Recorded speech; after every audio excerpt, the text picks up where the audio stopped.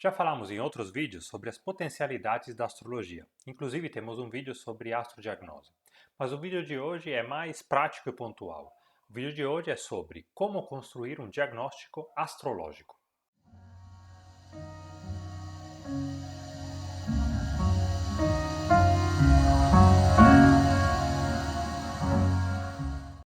Meu nome é Fábio e sou da Orion Astrologia. E nosso intuito é divulgar a astrologia e filosofia natural como ferramentas para que o ser humano possa se conhecer melhor e entrar em contato mais profundo com o mundo ao seu redor. Como já falamos em outros vídeos, a astrologia pode ser muito mais do que apenas descrever traços de personalidade. A astrologia ela nos permite acessar os nossos recursos e entender melhor as nossas queixas, as nossas dificuldades. E para mim é justamente esse o papel de um bom terapeuta. Quando ele trata, dialoga com uma pessoa, ele deve ajudar essa pessoa a entender melhor o momento que está passando, a acessar os seus recursos e entender as causas das queixas que está enfrentando naquele momento, dialogando tanto com o consciente quanto com o inconsciente dessa pessoa, para fornecer a ela as ferramentas que ela precisa para enfrentar melhor as dificuldades daquele momento. Nisso, a astrologia é uma linguagem extremamente poderosa, porque através do seu simbolismo e através do pensamento analógico, ela permite conectar a dimensão física com a dimensão psicológica, emotiva e energética. Então, não estou apenas falando de coisas sutis, mas também de coisas bem concretas, porque a astrologia ela é uma forma muito abrangente, muito holística de entender o ser humano como um todo. A astrologia ela tenta buscar e criar conexões entre coisas que aparentemente não têm conexões. Esse é o fundamento do pensamento analógico, que permite ligar algo que esteja na dimensão física com algo que está na dimensão mais sutil e que se reflete lá no céu, nos símbolos que a astrologia usa e estuda. Por exemplo, uma questão ligada ao Sol no nosso mapa pode estar ligada à nossa consciência, ao nosso eu, mas também ao nosso coração e a todos os movimentos rítmicos do nosso corpo. Essa analogia entre diferentes aspectos, né, de expressão do Sol no ser humano é o que a astrologia estuda. E às vezes alguma doença, alguma queixa que esteja ligada a esse Sol e que pode ser detectada no mapa, pode ser auxiliada através de terapias complementares, com fitoterápicos, talvez utilizando plantas que expressam essa mesma qualidade solar. Temos um vídeo que enfrenta o uso terapêutico das plantas, mas também com exercícios, com meditações e várias formas terapêuticas que cada um pode trazer para tratar o ser humano de uma forma mais abrangente, mais holística, a partir da visão da astrologia. A gente tenta tratar os arquétipos que estão enfraquecidos para reequilibrar a pessoa de um ponto de vista energético e arquetípico. Fazendo isso, geralmente a nossa ação é mais abrangente, porque não estamos tratando apenas o corpo físico, mas também o corpo energético e emotivo. Fazendo outro exemplo, as características de Saturno são o isolamento, a concentração e a meditação. Às vezes, uma pessoa com um Saturno enfraquecido no próprio mapa ou por algumas características num dado momento, ela pode precisar fazer uma imersão de Saturno, tomando uma planta saturnina. Naquele momento, ela vai conseguir melhor se concentrar, focar no próprio crescimento individual sem ser afetada por questões externas. Mas vamos então para o ponto central do nosso vídeo. Como construir um diagnóstico astrológico? Como se desenvolve isso e quais são os passos que eu, por exemplo, uso aqui no meu consultório quando quero tratar uma pessoa a partir do ponto de vista de uma análise astrológica? Tendo em mente que a astrologia é uma linguagem analógica que desenvolve muito a nossa intuição.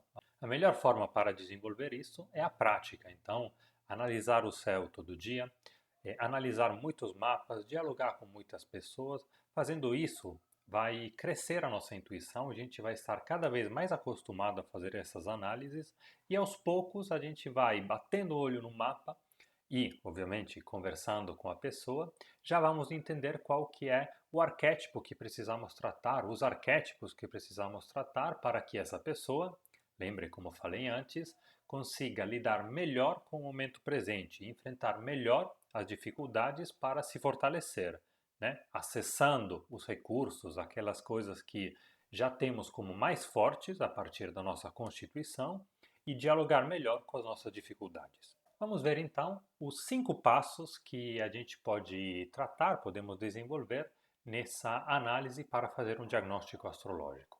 Esses são os 5 passos que a gente trata muitas vezes nos nossos cursos e me siga até o final porque eu tenho uma novidade para contar para vocês. A astrologia, a gente sempre fala disso, é interpretar fatos astronômicos. O primeiro fato astronômico que a gente quer estudar e tratar é a posição do Sol. Isso não significa dar uma importância demasiada ao signo solar, mas é importante nos basear no fato astronômico que influencia a vida de todo ser aqui na Terra. Então, quando a gente olha para o mapa de uma pessoa, a gente olha para a posição do Sol. E é claro que um Sol no meio do verão ou no meio do inverno, ele tem um efeito diferente, ele traz um efeito diferente aqui na Terra. Um Sol no começo da primavera ou no meio, no final do outono, ele tem uma altura diferente no céu e influencia todos os seres vivos desse planeta de uma forma diferente. Então, por exemplo, um Sol no meio do verão, lá muito alto no céu, com uma presença extremamente importante, extremamente forte, ele tem a ver com uma pessoa mais clara, mais direta, com uma consciência muito brilhante e até, às vezes, com um ego muito forte, com uma individualidade mais preponderante. O Sol, ele sempre está ligado às formas de se expressar da consciência, a como a individualidade de uma pessoa se põe. Esse, por exemplo, seria um Sol no meio do verão, no signo central do verão. Uma pessoa com o Sol no começo da primavera é com certeza uma pessoa mais primaveril, mais instintiva, menos egóica. Se a gente pensar naquele Sol do meio do verão, é um Sol forte e preponderante. Esse Sol de começo de primavera já é um Sol mais ameno, mas muito inquieto. A gente pode pensar na vitalidade que se expressa na primavera, que é uma vitalidade muito inquieta, uma movimentação, uma dinamicidade muito grande. Então a gente pensa numa pessoa instintiva, numa pessoa com uma vontade muito forte, mas menos ligada à própria dimensão individual. Já um Sol no signo de Terra, por exemplo, é uma pessoa com uma relação mais profunda com o próprio corpo, com os aspectos materiais da vida. Aí pode ser uma pessoa que, a partir disso, se espiritualiza, ou uma pessoa que, a partir disso, fica presa na matéria e não consegue se emancipar disso. Muitas vezes, no signo solar, a gente interpreta quais que são as provas que a pessoa precisa enfrentar na própria vida para ver se ela consegue evoluir a partir dos dados que estão lá no próprio mapa. Então, o primeiro ponto é a posição do Sol. Segundo ponto que a gente vai olhar na nossa análise é a posição da Lua. Se o Sol é o centro da nossa individualidade, o centro da nossa consciência, o Sol é o astro central do nosso sistema. A Lua é o astro que reflete essa luz, mas apenas uma parte dela. Então, a Lua é a nossa mente. A Lua é a capacidade de refletir apenas uma parte dessa nossa consciência, desse nosso coração e extrair algumas coisas a partir disso. A nossa mente ela forma as ideias, os conceitos que nos permitem pensar a nós mesmos e pensar os outros. A lua ela reflete também o mundo que está ao nosso redor. A nossa mente ela interpreta as coisas que estão ao nosso redor e permite formar uma ideia desse mundo. A lua é também o sentimento que a gente cria a partir desse espelhamento de nós com nós mesmos e de nós com as outras pessoas. Então a lua é decisiva na interpretação de um mapa. A gente entende através da lua como a pessoa se relaciona aos outros, como a pessoa se relaciona ao mundo e qual que é o sentimento que vive de forma preponderante nessa dinâmica de espelhar a si mesmo e aos outros. A gente vai olhar então qual que é o signo onde a Lua se encontra, mas também se a Lua está crescente, cheia, minguante ou nova. A partir disso a gente vai entender muito sobre como que esse sentimento, como que essa mente, ela se desenvolve e vai se desenvolver ao longo da vida. Para fazer isso, podemos também fazer análise da Lua nova e da Lua cheia, né, que ficam logo antes e logo depois, eventualmente, do mapa desse nascimento para entender melhor qual que é a gênese e a evolução que essa lua vai desenvolver. O terceiro passo é fazer uma análise quantitativa. A gente olha quantos planetas tem em cada estação, quantos planetas tem em cada elemento, fogo, terra, ar e água, quantos planetas tem em trópicos, sólidos e bicorpóreos e faz uma análise quantitativa. Então a gente vai entender quais que são os elementos preponderantes. A partir disso a gente vai saber se tem uma dimensão que é mais evidente na vida dessa pessoa. Se tiver muito fogo, é uma pessoa levada pela vontade. Se tiver muita terra, é uma pessoa levada pela matéria, pelo corpo. Se tiver muita água, é o sentimento, a dimensão essencial desse mapa. E se tiver muito ar, a dimensão preponderante é o pensamento. Também vamos fazer uma análise sazonal. Uma pessoa que tem muitos planetas na primavera é com certeza uma pessoa mais expansiva do que uma pessoa que tem muitos elementos no outono e no inverno. A partir disso, a gente vai entender se uma pessoa que tem como característica principal a extroversão ou a introversão, se tem como característica principal a autonomia ou a adaptabilidade ao mundo. O passo sucessivo, o quarto passo, já é uma análise qualitativa dos planetas nos signos. Todo mundo que já estudou um pouco de astrologia já teve que lidar com as dignidades e debilidades. Tem planetas que podem se encontrar em domicílio ou elevação, em exílio ou queda. E sabemos que um planeta em domicílio e elevação ele se expressa de uma forma mais forte, mais direta. Um planeta em debilidade, em exílio ou queda, ele tem mais dificuldade em se expressar. Então, nessa análise qualitativa, a gente vai olhar planeta por planeta como ele se expressa em determinado signo. O Marte em Áries, por exemplo, é um Marte que tem muita força instintiva, que tem um grande chamado para ação. É um Marte de dinamicidade, instinto, de combate.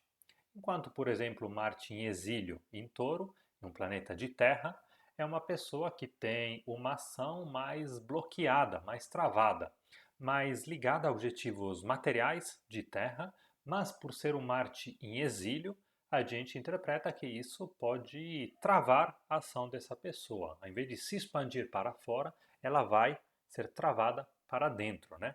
Marte em um signo de terra. Isso nos leva diretamente ao nosso quinto e último ponto dessa nossa análise. A gente entendeu até agora como o mapa ele descreve um equilíbrio de forças diferentes, como elas se dão por si mesmas e em relação uma com a outra e como os vários planetas se expressam em determinados signos. Mas a gente pode ir um pouco além. Nos nossos vídeos de astrodiagnose e de uso terapêutico das plantas, a gente tratou como que o zodíaco é uma grande descrição do ser humano pelo ponto de vista da sua fisiologia energética. Então, a gente pode entender que um planeta em um determinado signo, ele pode se expressar bem e causar equilíbrio, mas pode também se expressar de uma forma mais problemática e causar desequilíbrios e estar por isso ligado a queixas e doenças pontuais ou crônicas. Então a gente vai, nesse quinto ponto, construir um percurso terapêutico a partir do mapa com o nosso paciente, com a pessoa que a gente está tratando. Vamos dialogar com ela para entender quais que são as coisas que a pessoa traz num dado momento, né? Podem ser queixas, podem ser nuances no comportamento, mas também de um ponto de vista físico, e entender como que isso se relaciona ao mapa de um ponto de vista energético. A gente vai individuar geralmente alguns arquétipos que estão enfraquecidos ou que estão nos chamando a atenção porque estão relacionados energeticamente com aqueles pontos, aqueles meridianos, aqueles órgãos que a gente está vendo ter alguma dificuldade naquele momento, tanto do ponto de vista físico quanto do ponto de vista emotivo e psicológico, e vamos entender qual que é a melhor forma para trazer novamente um equilíbrio nessa dinâmica. Então, a gente pode utilizar várias formas terapêuticas. Podemos utilizar uma planta, né, fitoterápicos, para despertar aquela força arquetípica que se encontra enfraquecida. Ou podemos utilizar formas terapêuticas como a massagem, a acupuntura. Aqui no meu espaço eu trato com a massagem, o shiatsu, que trata os meridianos da medicina tradicional chinesa e a acupuntura egípcia, para colocar a energia de uma planta naquele ponto específico para tratar aquele órgão, sempre de um ponto de vista energético, que eu quero trazer novamente ao equilíbrio.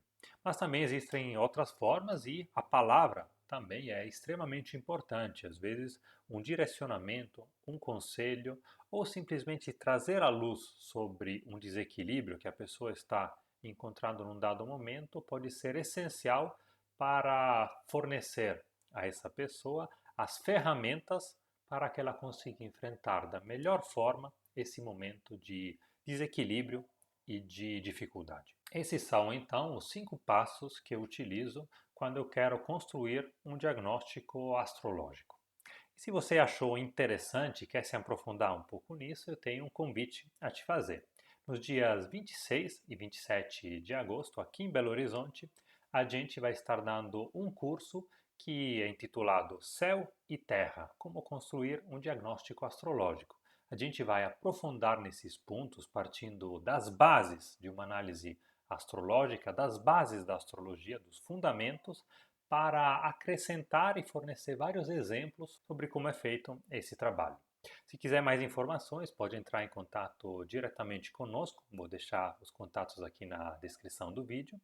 E eu espero vocês, tanto aqui no nosso canal, né, comentando, dialogando com a gente, ou no nosso curso. Muito obrigado e até o próximo vídeo.